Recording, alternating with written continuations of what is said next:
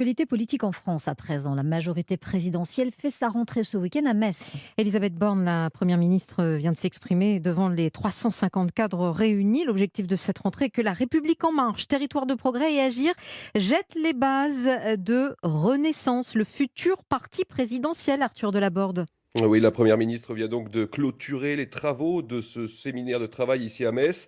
Membres des instances dirigeantes, référents locaux, parlementaires et aussi une dizaine de ministres se sont mis d'accord sur une charte des valeurs pour le futur parti Renaissance qui remplacera officiellement la République en marche le mois prochain.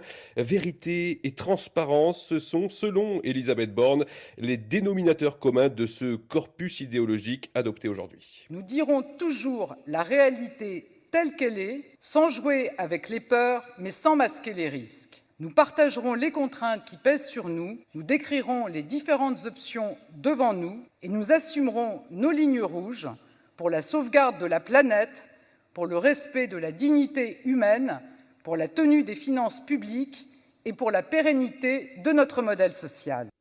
Et outre les questions des valeurs et des futurs statuts du Parti Renaissance, en coulisses ici à Metz, il fallait aussi et surtout satisfaire et rassurer les ténors de la majorité souhaitant obtenir un rôle dans l'organisation qui aura vocation à avoir un candidat à la présidentielle de 2027, alors que vous le savez, Emmanuel Macron, lui, sera dans l'impossibilité de se représenter. Ce qui semble acquis à ce stade, c'est que le député européen Stéphane Séjourné devrait diriger le parti, même s'il faut encore que ce choix soit validé par un vote des adhérents.